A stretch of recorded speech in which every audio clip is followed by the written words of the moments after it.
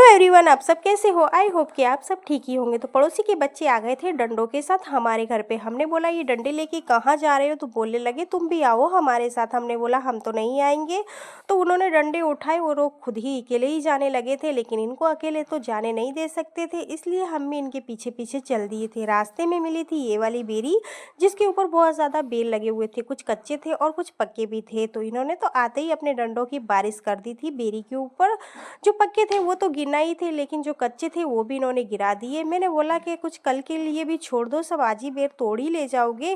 तो फिर जितने इन्होंने गिराए थे तोड़े थे वो फिर बीनने लगे थे और कुछ इस तरीके से पन्नियों में भी इकट्ठा कर लिए थे। और भाई भी आए थे हमारे साथ, तो वो देख रहे थे इन्होंने कितने बेर तोड़े हैं। कुछ कच्चे थे, कुछ पक्के थे, कुछ छोटे थे, कुछ बड़े भी थे, कुछ खट्टे थे और कुछ मीठे भी थे।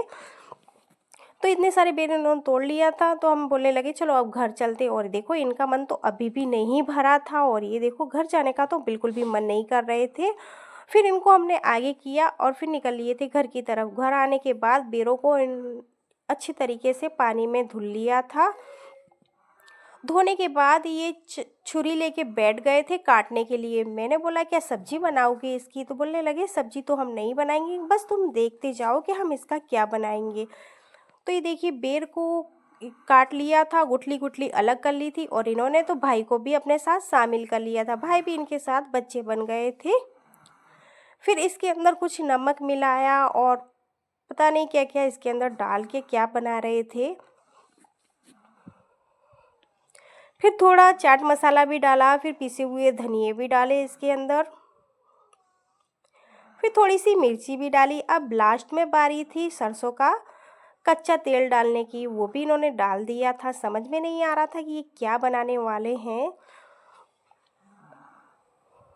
तो फिर डालने के बाद अच्छे से मिला भी लिया था, और ये बैठ के यहाँ पे खा रहे थे कुछ ऐसे।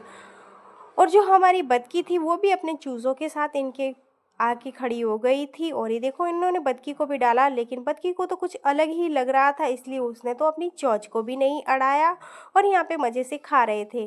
फिर यहाँ से थोड़ा सा मैंने भी लिया और चेक किया कैसा लग रहा है। सच में ये बहुत ही ज़्यादा टेस्टी था, और ये देखो सब खा भी रहे थे यहाँ पे, बड़े ही मज़े से खा रहे थे, जायके ले लेके खा रहे थे।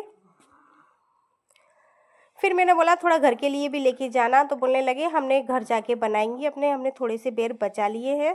तो बोलने लगे हमारा फ़ोटो खींचो। हमने फ़ोटो किया, इनका पूरा वीडियो भी बना लिया था। इनके माँ बाप भी देखेंगे, इनको भी तो पता चले कि हमारे बच्चे जाके करते क्या हैं।